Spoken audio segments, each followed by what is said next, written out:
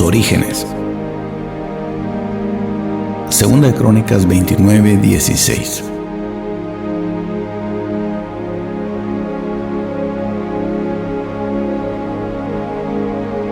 Entraron los sacerdotes al interior de la casa del Señor para limpiarla, y sacaron al atrio de la casa del Señor todas las cosas inmundas que hallaron en el templo del Señor. Entonces los levitas las recogieron para llevarlas fuera al torrente Cedrón. Ezequías había ascendido al trono de Judá siendo aún muy joven. Toda su vida había estado influenciada por el carácter de su padre, el rey Acaz. El rey Acaz se había convertido en enemigo de Dios.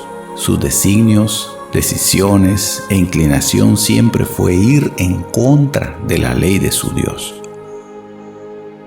Su corazón llegó a estar completamente separado del Dios vivo y por el contrario se había apegado más a los dioses cananeos. Todas las actividades de Acaz giraban alrededor de la idolatría y el tributo a dioses extraños. Solía incensar en los lugares paganos manteniendo un fanatismo religioso a tal extremo que adoraba aún a aquellos dioses damasenos que a él mismo le habían provocado la ruina. Bajo este ambiente había crecido Ezequías, viviendo en una casa en donde lo menos que se hacía era buscar al verdadero Dios de Israel. Lo más probable era que él mismo siguiera el camino de su padre, adorando y sirviendo a los Baales. Sin embargo, la Biblia nos narra que Ezequías tuvo un carácter completamente distinto a su padre.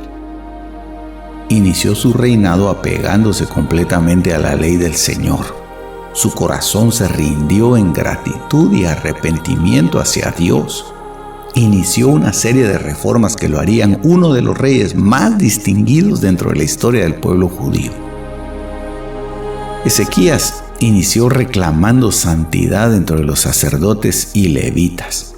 Desde el primer año de su reinado proclamó limpieza y rectitud en el servicio al Señor.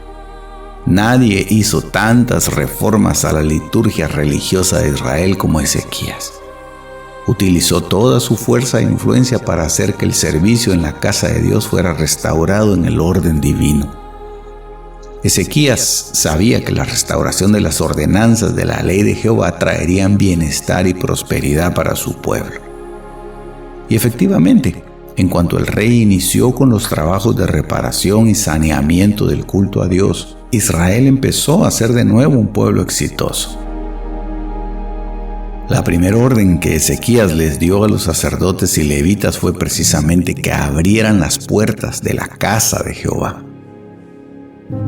Y es que una de las cosas que Acaz su padre había evitado dentro del pueblo de Dios, aún dentro del mismo sacerdocio, fue el acceso a la presencia del Señor.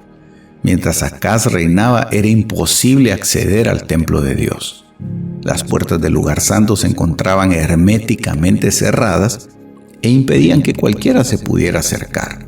No obstante, el rey y todos sus seguidores cercanos sí poseían acceso a ese lugar. Acaz les daba acceso solamente a aquellos encargados de trasladar objetos paganos hacia ahí.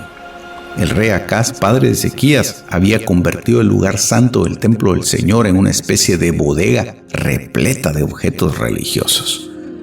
Cualquiera se hubiera preguntado, ¿dónde estuvieron los sacerdotes y levitas celosos del culto a Dios? ¿Por qué nunca impidieron que los objetos religiosos paganos estuvieran dentro de la casa del Señor? Parece ser que a Ezequías no le fue muy difícil provocar una restauración del culto a Dios. En poco tiempo, es decir, menos de 20 días, lograría reactivar aquello que había sido abandonado. Los sacerdotes entendieron la urgencia de volver su corazón completamente hacia la ley de Jehová y por lo tanto, Dios no retendría más su favor y benevolencia hacia su pueblo Israel. Una de las cosas que habían dejado de hacer los sacerdotes era mantener encendida la menorá. La lámpara de Jehová debía arder constantemente en el templo, de la misma manera que lo hacía el fuego del altar. Sin embargo, hasta ese día se había dejado de renovar el aceite que hacía arder cada lamparilla y por lo tanto el lugar santo permanecía a oscuras. ¿Cómo harían entonces los sacerdotes para entrar a dejar al lugar santo los objetos paganos que menciona la Biblia? ¿Cómo acomodaban esos objetos idolátricos dentro del templo si ese lugar se encontraba a oscuras? Lo más probable es que se encendiera alguna lámpara momentáneamente mientras se realizaban estos abominables rituales dentro del templo del Señor. Una enseñanza muy importante que nos presenta esta situación y que tendría una aplicación actual es que en la casa del Señor, es decir, en donde debiera habitar su presencia, debería encontrarse una lámpara con luz constante que alumbrara los objetos sagrados del templo. Recordemos que la ley de Moisés establecía que las luces del candelabro no tendrían que apagarse en ningún momento. Esta lámpara se refiere a la palabra de Dios que siempre tiene que estar alumbrando nuestras vidas. No se debe apagar nunca.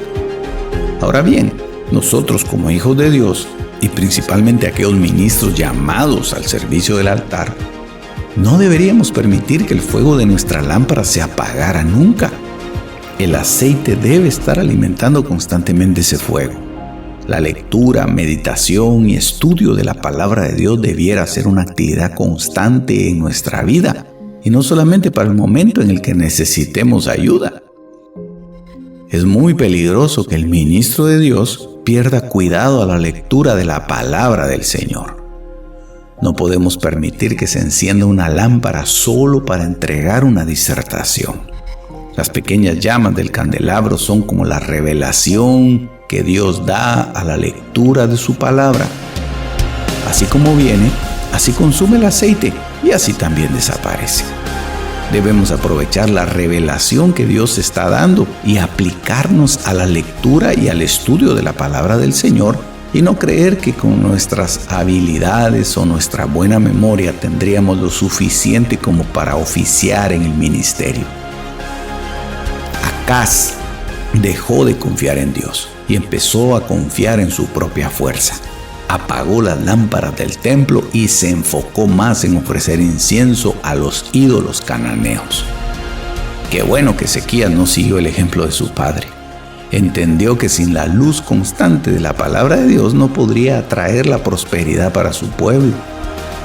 Les mostró a los sacerdotes la necesidad de apegarse más a la palabra y atender más cuidadosamente sus deberes como ministros del altar. Quiera Dios despertar en los ministros actualmente esa necesidad de estar siempre apegados a la lectura, meditación y estudio de las Sagradas Escrituras, y no creer que ya no necesitan tanto esto para fluir en la predicación y en la enseñanza. El rey Ezequías hizo muchísimas reformas dentro del pueblo, la mayoría de ellas enfocadas en la restauración plena del culto a Dios. Otra de las reformas impulsadas por el rey fue retirar del templo toda la inmundicia que se había acumulado a raíz de las repugnantes decisiones de su padre. Los sacerdotes y los levitas entraron a la casa de Dios y efectuaron una limpieza completa, sacando muchísimos objetos idolátricos y gran cantidad de basura. Por decisión del rey Acaz, el templo de Jehová estaba en un total abandono. Pero Ezequías valientemente lo reactivó otra vez. La condición del templo en esa época nos hace a nosotros reflexionar acerca del terrible estado en el que podría encontrarse actualmente la iglesia cristiana. Basura pagana coexistiendo en el culto a Dios. Ídolos, iconos e imágenes puestos por doquier dentro de la iglesia de Cristo. Creyentes quemando incienso delante de figuras idolátricas, muchas de ellas de carne y hueso y algunas con ostentosos títulos eclesiásticos. Liturgias y rituales inventados por los hombres para satisfacer su religiosa morbosidad.